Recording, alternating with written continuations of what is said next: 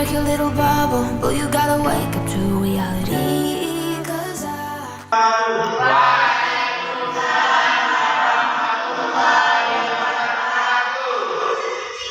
sebelum memulai pelajaran materi ini, maka baiknya kita terlebih dahulu doa dan doa mulai.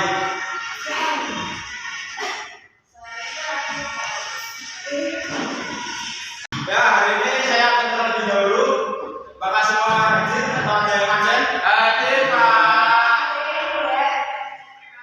Yang enggak siapa? Semangko. Oh, Semangko. Namanya siapa, Pak? Oh, boleh. Oke.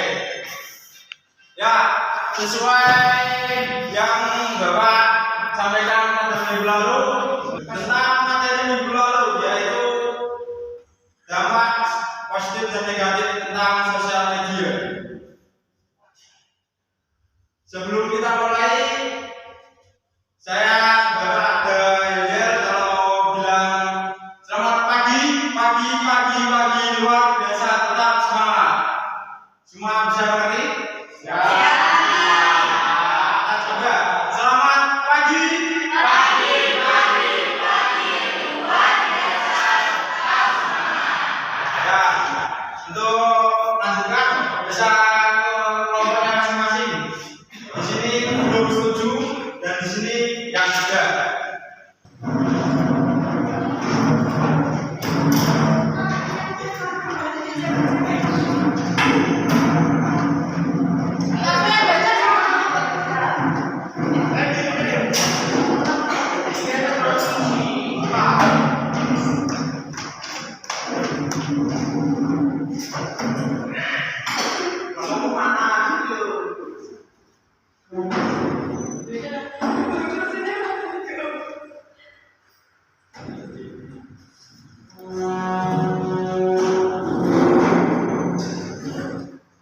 Kita sering banget buka sosmed setiap hari buat ngobrol sama teman, sharing foto, bahkan buat jualan, tapi tahukah kamu bahwa sosmed juga bisa berbahaya buat kesehatan?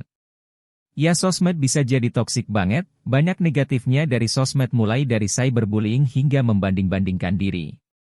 Oleh karena itu tidak heran kalau banyak orang yang stres setelah scrolling sosmed seharian, akan tetapi meski toksik, kenapa kita masih betah ke sosmed? Kenapa kita masih merasa candu sama sosmed? Jawabannya adalah karena sosmed memiliki dampak yang sangat besar dalam hidup kita. Sosmed membuat kita merasa terhubung dengan dunia luar, membuat kita merasa ada teman yang selalu ada untuk kita dan membuat kita merasa memiliki tempat untuk mengekspresikan diri. Nah, sebagai pengguna sosmed kita harus bisa mengontrol diri kita, jangan sampai sosmed mengendalikan hidup kita. Sebagai pengguna aktif sosmed kita harus bisa membatasi waktu untuk mengatur sosmed, memilih hal yang positif, dan berinteraksi dengan orang yang membuat kita merasa bahagia. Jangan lupa juga untuk selalu ingat bahwa yang kita lihat di sosmed bukanlah mesin kenyataan yang sebenarnya.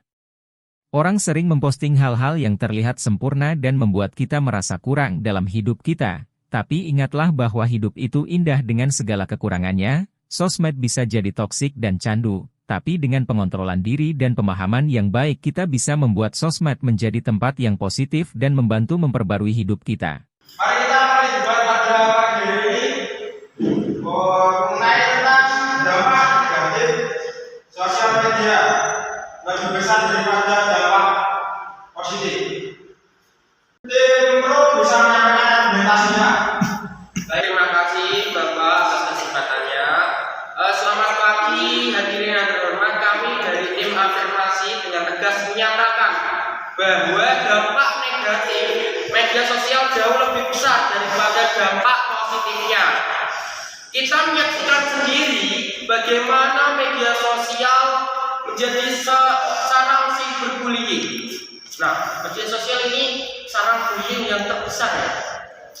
Penyebaran berita bohong atau hoax yang masif serta memicu kecanduan yang mengisolasi individu dari interaksi sosial masyarakat.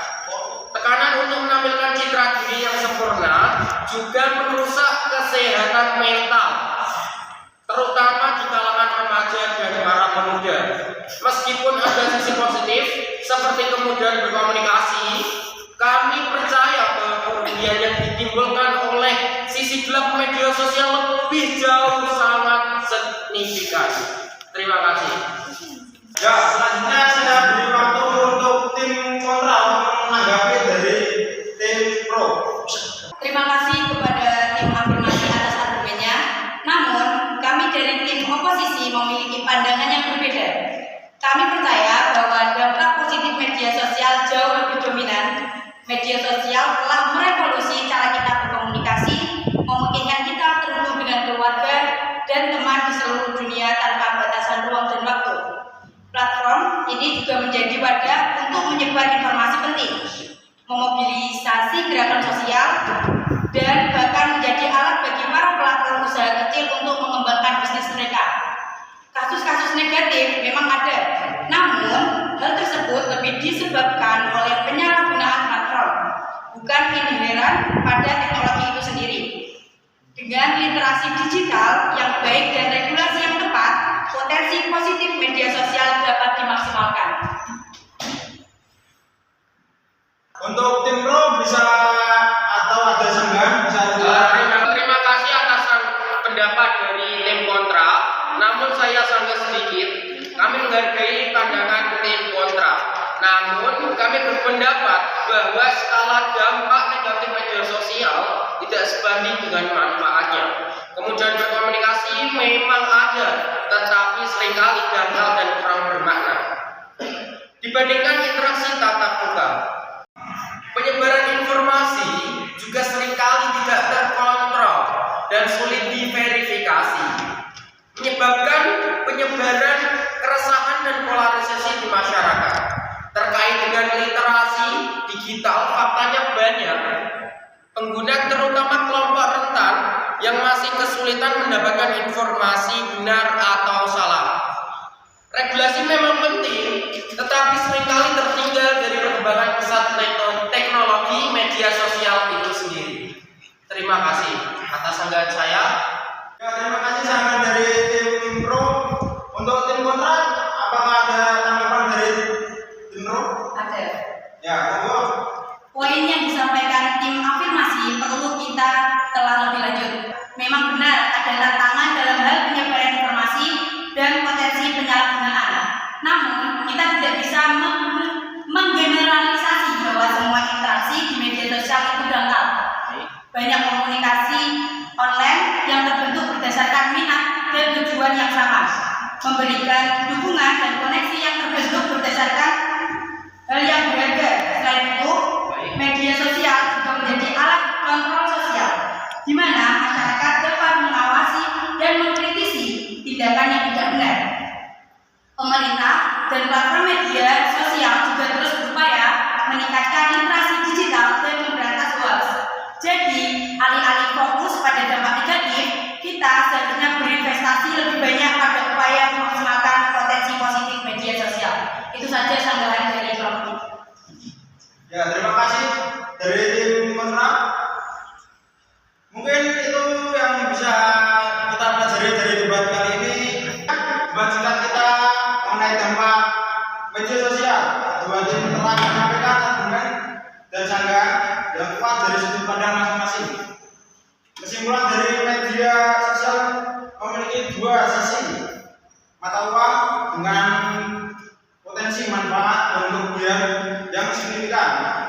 Bagaimana kita menyikapinya dan mengelolanya menjadi kunci untuk meminimalisir dampak negatif dan memaksimalkan dampak positif untuk kehidupan yang lebih baik. Ya, sekian debat kali ini saya akhiri. Untuk penugasan bisa menggunakan LKS untuk halaman 156. Untuk mengakhiri materi hari ini, alangkah baiknya kita akhiri dengan bacaan hafalan bersama